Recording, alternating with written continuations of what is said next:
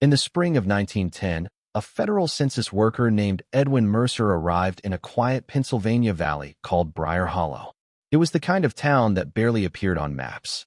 A few churches, a sawmill, a river that ran dark even in the summer, and one house. Everyone in Briar Hollow knew it. The Halbrook Estate, 3 stories tall, white paint peeling like old bone. Built in 1842 by railroad tycoon Augustus Halbrook, the richest man the county had ever seen. But Mercer wasn't there for the house. He was there for numbers, names, ages, occupations, simple things. The census was supposed to capture every living soul in the country. But when Mercer opened the Halbrook ledger, the numbers didn't make sense. The family reported 6 residents, but the town preacher insisted there were 7. The grocer claimed the same thing. 7 mouths fed every winter. 7 shadows seen behind the estate windows at night. Mercer assumed it was a mistake, until the maid answered the door. Her face looked pale, too pale. Behind her, the hallway stretched deep into the house like a tunnel. Mercer politely asked for the head of the family. Moments later, Jonathan Halbrook, grandson of the estate's founder, appeared. Tall, well-dressed, but there was something wrong with his expression. Something tight. Mercer asked the routine questions. Names, birth dates, ages. All 6 were recorded. Then Mercer asked one final question. Is there anyone else living here? For a moment, Jonathan Halbrook didn't answer. The air inside the house felt colder. Then he smiled. No, he said. Mercer wrote it down. But when he stepped off the porch, he heard it. A sound from the upper floor. A child's voice. Soft, almost like whispering through a wall. Mercer turned around. The window above the front door was open just slightly, and behind the curtain, something moved. Edwin Mercer filed the Halbrook census like every other, but something about the house stayed in his mind. Maybe it was the strange silence. Maybe it was the voice. Or maybe it was the town itself, because Briar Hollow had a habit of not asking questions. Still, Mercer did something unusual. Before leaving the county, he checked the previous census records. 1900, 1901, 1902. The Halbrook family appeared in every single one. But the numbers changed strangely. Not drastically, just enough to feel wrong. In 1880, the household listed 5 children. But church baptism records from the same year listed 6. In 1890, the census reported 4 children. But a school ledger listed 5 students with the Halbrook surname. One name always disappeared. Not always the same name. Just one. Mercer stared at the pattern for hours. Every decade, every census, one child vanished from the official record. Not dead, not moved away, just erased. He tried to ask the town clerk. The man shrugged. Records get messy, he said. But Mercer knew messy records. This wasn't messy. This was deliberate. Then he checked something else. Birth certificates. Between 1870 and 1910, the Halbrook family registered 9 children. But the census across those decades only acknowledged 8. Always 8. Never 9. Mercer wrote a note in his personal journal that night. A sentence he would never forget. The Halbrook family seems to hide one child from every census. He thought it was a curiosity, a strange habit, maybe tax avoidance, maybe inheritance tricks. But Mercer didn't yet understand something far darker. Because the missing child was never random. There was always a reason. And that reason lived somewhere inside the Halbrook house. Somewhere behind the walls. Briar Hollow had many rumors. But one story surfaced again and again. The attic light. For decades, townspeople claimed a single lantern burned in the Halbrook attic every night. Even when the rest of the house was dark. Farmers riding past after midnight would see it. A small glow in the top window, moving slowly back and forth, like someone pacing. Children whispered about it during church picnics. They said a ghost lived up there. But older residents had another explanation. They believed the Halbrooks kept someone locked away. Not a prisoner exactly. More like a secret. Mercer first heard the story from Father William Garrett, the town priest. The old man spoke carefully, as if even repeating the rumor might cause trouble. The Halbrooks donate generously, he said. They built the church roof. They funded the orphanage. But there are things about that family we do not discuss. Mercer pressed further. Garrett sighed. Then he leaned forward. In 1872, he said quietly, a midwife named Clara Bennett delivered a Halbrook child. A boy. But the boy was never baptized. Never introduced to the town. And never seen again. Yet the midwife insisted the child survived. For years after, she claimed she could hear crying from the attic windows when she passed the estate at night. Eventually, the townspeople stopped listening to her. And eventually, Clara Bennett disappeared. No records, no grave, no explanation. Father Garrett finished the story with a warning. Some families, he said, believe their bloodline carries burdens, things they must hide. Mercer asked one final question. What kind of burden requires hiding a child? The priest didn't answer. Instead, he looked toward the distant hill where the Halbrook Estate stood, and whispered something Mercer barely heard. A curse. 3 weeks after Mercer completed the census, something strange happened. A package arrived at his boarding house. No return address. Inside was a small leather journal. The first page carried a name. Thomas Halbrook. Dated 1869. Mercer assumed it belonged to the family patriarch. But when he began reading, he realized it belonged to a child. The handwriting started neat, then grew messy over time. The earliest entries described ordinary life, lessons, Bible study, strict rules. But one line appeared again and again. They say I cannot be counted. At first Mercer thought it meant chores or punishments. But the entries grew darker. Thomas wrote about living upstairs, about doors that stayed locked, about meals passed through a small hatch. Then Mercer reached an entry dated April 1879. I asked Father why I cannot go outside. He said people must not see me. He said if the government counts me, the curse will wake. Mercer felt a chill reading those words. The next pages described strange events. Thomas wrote about hearing voices inside the walls, about dreams of something buried beneath the house, and about a family rule passed down since the estate was built. Every generation must hide one child, or the house will take one instead. The final entry stopped mid-sentence. I saw something in the basement tonight. Father says it belongs to. The page ended there. The rest of the journal was empty. Mercer stared at the final words. Then he noticed something else. Inside the back cover was a folded scrap of paper. A census record from 1870. 8 Halbrook family members were listed. But Mercer counted again. There should have been 9. One name had been scratched out violently. Thomas Halbrook. And beneath it, someone had written a warning. Never let them count the 7th. Edwin Mercer could not ignore the journal. For 3 nights he read it again and again. The words of Thomas Halbrook felt less like imagination and more like a confession.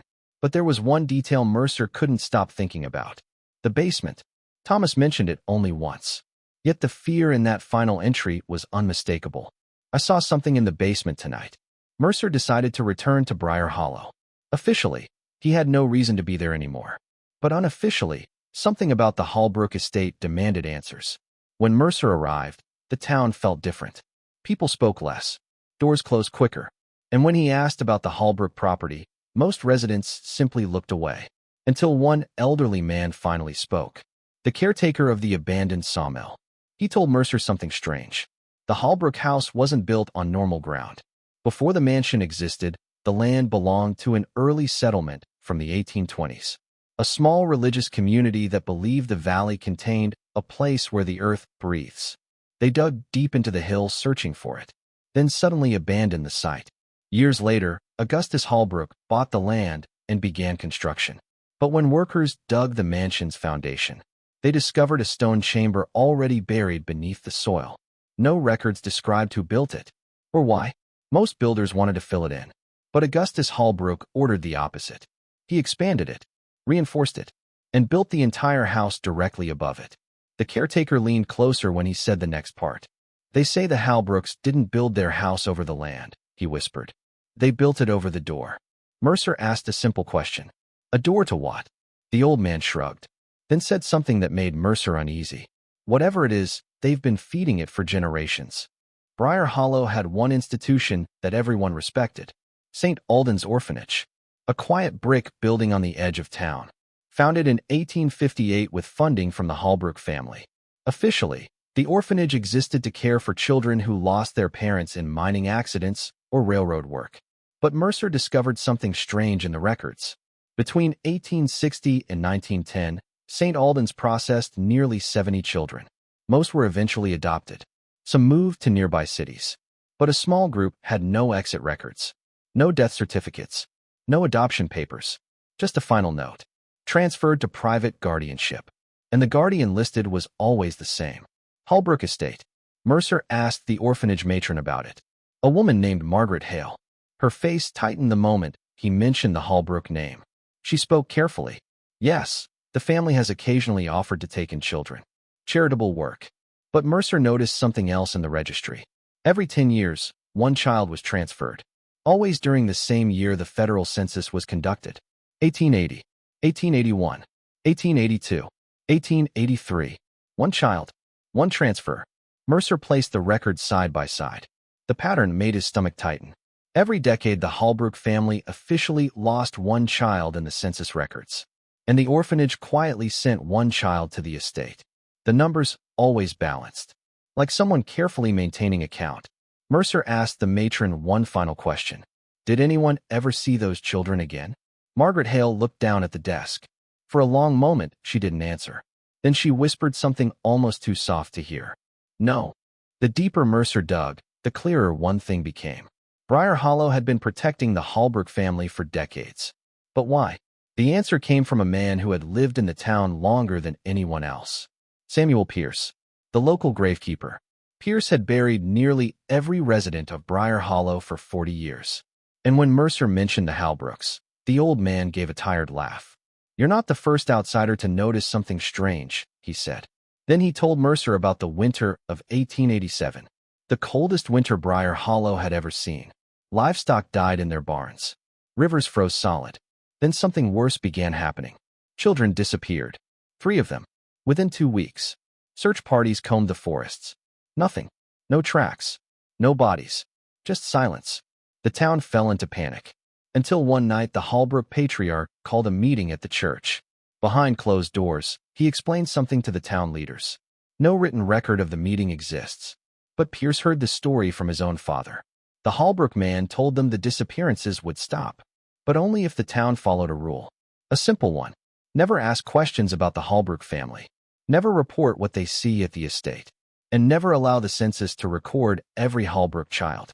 According to Pierce, the disappearances ended immediately after that meeting.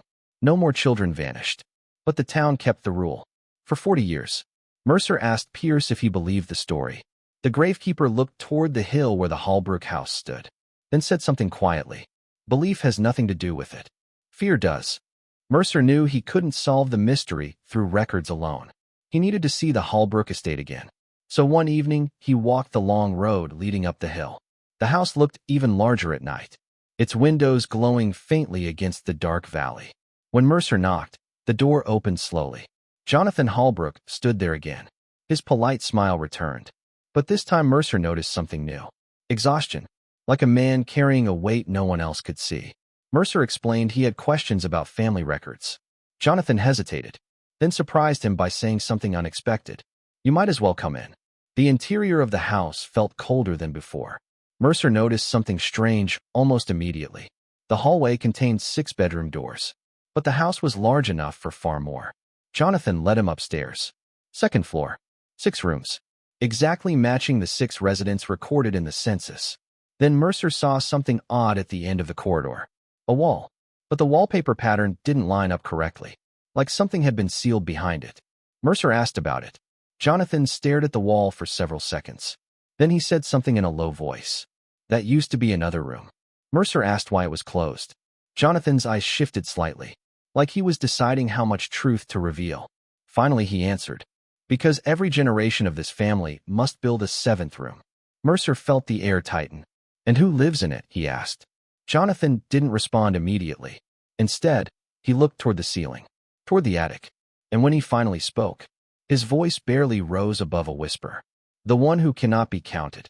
Jonathan Halbrook stood in the hallway staring at the sealed wall. For a moment it seemed like he might say more. But instead, he turned away. My grandfather sealed that room in 1890, he said quietly. No one goes in anymore. Mercer stepped closer to the wall. The wallpaper was newer than the rest of the house. But underneath it, he could feel something solid. A doorframe. Hidden. You said every generation builds a 7th room, Mercer said. Jonathan nodded slowly. It's tradition. But the census never counts it. Mercer asked the obvious question. Why? Jonathan looked toward the windows. Outside, The hill dropped into darkness. For several seconds, he remained silent. Then he said something that sounded less like an explanation and more like a warning. Because the moment that room is counted, something changes. Mercer frowned. Changes how? Jonathan shook his head. My father believed the census does more than record people. Mercer waited. Jonathan finally spoke again. He believed it makes things official, real. Mercer felt the unease spreading through him again. You mean legally real? Jonathan slowly shook his head. No. Then he said something Mercer would never forget. Real to the house. A sudden sound interrupted them. A faint scraping noise. Above their heads. From the attic. Mercer looked up. Jonathan closed his eyes briefly, then whispered something almost like a prayer. It's awake tonight. Later that evening, Mercer prepared to leave.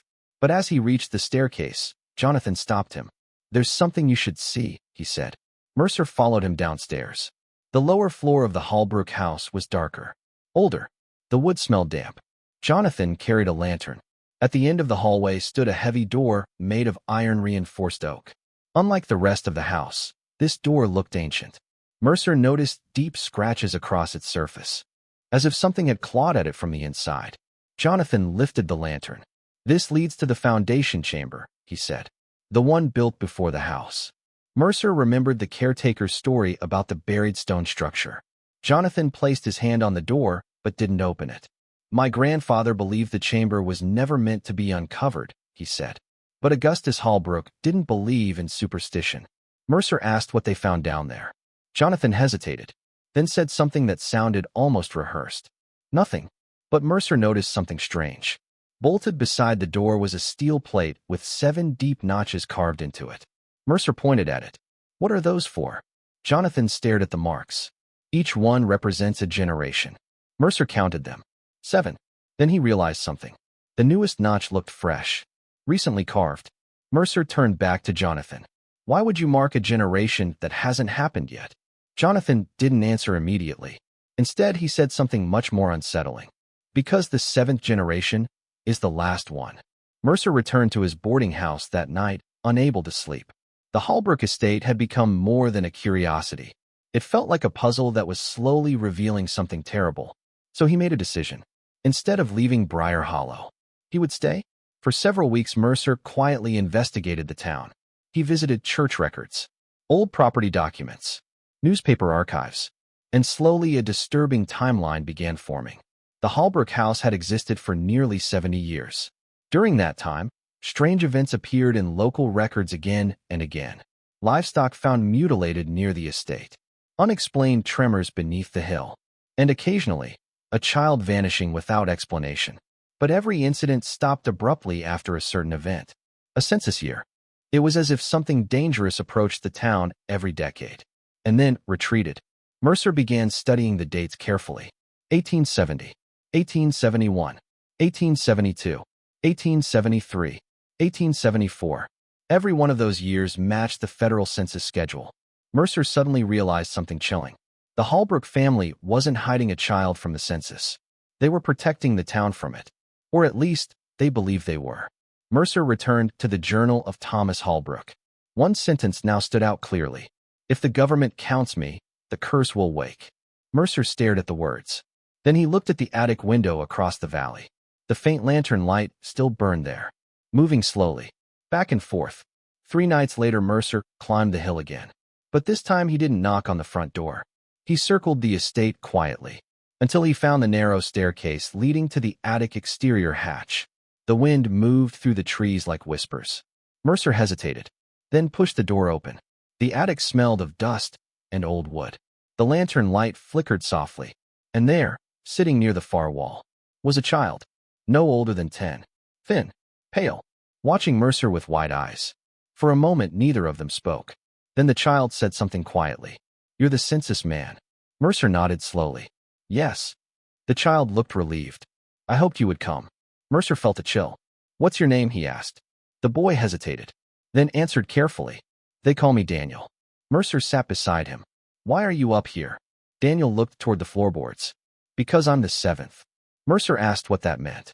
The boy pointed downward, toward the basement. Then he said something in a trembling voice. The house knows how many people live here. It always counts. Mercer tried to calm him. That's not possible. Daniel shook his head. You don't understand. You don't understand. Then the boy whispered something that made Mercer's blood run cold. If the census counts me too, the house will realize there are 8. Mercer frowned. But there should be 8. Daniel slowly shook his head. No. Then he said the words the Halbrook family had feared for decades. There can only be 7. Or something else takes the 8th place. Edwin Mercer sat in the attic beside the boy named Daniel. The lantern flickered softly, throwing long shadows across the wooden beams. For several minutes, neither of them spoke. Finally, Mercer asked the question that had been growing in his mind. Who told you about the rule? Daniel answered immediately. My father. Mercer frowned. Jonathan. The boy nodded. He told me the story the night I turned 7. Daniel's voice was calm, but his eyes carried something older than his age. The house keeps count, he said. Mercer tried to understand. Count of what? People. Daniel pointed toward the floor. There must always be 7 living souls inside the house. No more. No less. Mercer leaned back against the wall. And if there are 8? Daniel didn't answer right away. Instead, he slowly turned the lantern toward the floorboards. Then the house removes 1. Mercer felt the weight of those words. How? The boy looked at him. Sometimes it takes someone in the house. Sometimes someone in the town. Mercer remembered the disappearances in 1887. Suddenly the pattern made horrifying sense. The Halbrook family wasn't hiding a child for wealth or inheritance. They were hiding a child to balance the number of lives inside the house. But Mercer asked another question. Why does the census matter? Daniel's answer was simple. Because once the government writes your name down, you officially exist, and the house learns about you. The next morning, Mercer returned to the estate. This time, Jonathan Halbrook was waiting for him. It was clear he already knew Mercer had spoken to Daniel. You weren't supposed to go up there, Jonathan said quietly. Mercer didn't deny it. Your son told me everything. Jonathan closed his eyes briefly. Then you already know too much. Mercer demanded the truth. What's in the basement chamber? Jonathan stared at the floor for a long moment. Then he said something strange. My family didn't create the rule. We inherited it. He explained that when Augustus Halbrook first built the estate in the 1840s, workers uncovered the stone chamber beneath the hill. Inside, they found strange carvings on the walls. 7 symbols repeated again and again. And in the center of the chamber, a deep vertical shaft carved directly into the rock. No one knew how deep it went, or who built it. But during the construction of the house, something terrifying happened. One worker vanished. No signs of struggle. No tracks. Just gone. Then another. And another. Until Augustus Halbrook consulted a traveling priest. The priest studied the chamber for 2 days, then delivered a warning. There must always be 7 living souls in this house. If there are fewer, the thing below will rise to complete the number. And if there are more, it will choose one to take. Mercer felt the dread building again. So your family began hiding the 7th child. Jonathan nodded. We make sure the census never acknowledges them. Because the moment the outside world confirms the number, the house learns. Mercer returned to town with a storm of thoughts in his mind. He was a census worker, a man trained to believe in facts. Records. Numbers. Not curses. Not ancient chambers. Not houses that counted people. And yet the evidence refused to disappear. The journal. The missing census names. The orphanage transfers. The attic child. Still, Mercer believed one thing firmly. The Halbrook family was trapped by superstition. Fear passed down through generations. And fear had created the illusion of a curse. So Mercer made a decision. One he believed would finally end the strange tradition. That night he returned to the boarding house and opened the census ledger. The Halbrook household was listed clearly. 6 residents. Mercer dipped his pen into ink, then wrote a 7th name. Daniel Halbrook, age 10. He closed the book, satisfied. To Mercer, it was a simple correction. But across the valley, something inside the Halbrook house shifted. The lantern in the attic went out. The windows darkened. And beneath the foundation, far below the stone chamber, something began to move. Shortly after midnight, the entire valley woke to a strange sound. A low vibration beneath the ground. Not loud, but deep, like distant thunder trapped underground. In the Halbrook Estate, Jonathan Halbrook sat upright in bed. He knew the sound immediately. For generations his family had feared it. He ran upstairs toward the attic. But the door was already open. Daniel stood at the top of the stairs, his face pale with terror.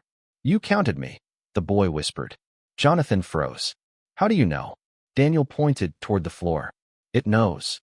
The vibration beneath the house grew stronger. Wood beams creaked. Dust fell from the ceiling.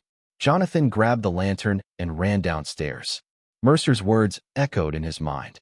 The census had been completed. The 7th child had been recorded, which meant the house had counted 8 living souls. And something below had finally noticed. Jonathan reached the basement hallway. The iron-reinforced door trembled violently. From the other side came a sound no human voice could make. A deep scraping movement rising slowly from the stone shaft. Jonathan understood the truth instantly. For 70 years the Halbrook family had followed the rule perfectly. 7 souls inside the house. Never 8. Never 6. But now the balance was broken, and something ancient beneath the hill was rising to correct it. The iron door in the Halbrook basement shook violently. Jonathan Halbrook stood only a few feet away, gripping the lantern with trembling hands. For 70 years his family had kept the balance. 7 living souls inside the house. Never more. Never less. But tonight the count had changed, and something beneath the foundation had noticed. The scraping sound from the chamber grew louder.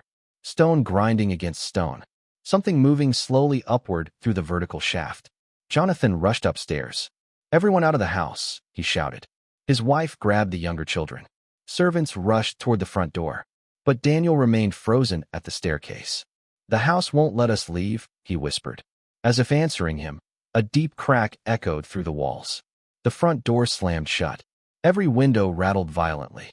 Downstairs, the basement door burst open. The lantern light flickered wildly as a cold wind poured up from the stone chamber. Jonathan ran toward the hallway. For a brief moment, he looked down the basement stairs and saw something no human mind was meant to understand. The shaft beneath the chamber was no simple hole. It was deeper than the lantern light could reach. And inside the darkness, something enormous shifted. Not climbing, not walking, but unfolding, like something that had been coiled underground for centuries. Jonathan staggered backward. The rule had been broken, and the house was about to correct the number. In Briar Hollow the tremor beneath the hill continued. Farmers woke in confusion. Dogs barked wildly. Windows rattled across the valley. But no one dared approach the Halbrook Estate. The town had learned that lesson generations ago. Inside the house the air grew unbearably cold. Daniel clutched the staircase railing. "It's choosing," he whispered. Mercer had just arrived outside the estate when the shaking began. He ran toward the front door. But the moment he stepped onto the porch, the house went completely silent. The tremor stopped. The wind faded. And a single sound echoed from deep within the building. A heavy thud. Then nothing. Mercer forced the door open. The house was dark. Silent. Empty. He walked through the hallway calling out. No answer. The dining room was abandoned. The bedrooms were empty. Even the attic lantern had gone cold. Finally, Mercer reached the basement stairs. He hesitated, then slowly descended. At the bottom, he found the iron door hanging open. Beyond it, the stone chamber. Mercer stepped inside. The lantern revealed the strange carvings Jonathan had described. 7 symbols, repeated across every wall. But Mercer noticed something else. There were 8 deep marks carved into the stone floor. 7 old ones, and one that looked freshly broken, like something heavy had pressed into the rock. Then he realized something terrifying. The chamber was empty. Whatever had come from the shaft was no longer there. The next morning, Briar Hollow gathered outside the Halbrook Estate. The house stood silent on the hill. Sheriff deputies searched every room. But the result was impossible to explain. The entire Halbrook family had vanished. No bodies. No signs of violence. No tracks leaving the property. Just empty rooms. And a single open chamber beneath the house. At first, authorities assumed the family had fled during the night. But that theory collapsed quickly, because another person had disappeared too. Edwin Mercer. The census worker was never seen again. His boarding room remained untouched. His belongings still neatly arranged. But the census ledger he had been completing was gone. For weeks, investigators searched the surrounding forests. They found nothing. Eventually, the case faded into rumor. The Halbrook Estate was abandoned. Briar Hollow slowly returned to its quiet routine, and the strange events beneath the hill were never mentioned again. But one detail continued to disturb the few officials who had examined the basement chamber. The stone floor. Those 8 marks, each one shaped almost like a footprint, except they were far too large to belong to any human being. 10 years later, in 1920, a new federal census was conducted. A different worker traveled through the Pennsylvania Valley. When he reached Briar Hollow, he recorded every household in town. But the Halbrook Estate remained empty. Officially, the property had been abandoned since 1910. Still, the census worker followed procedure.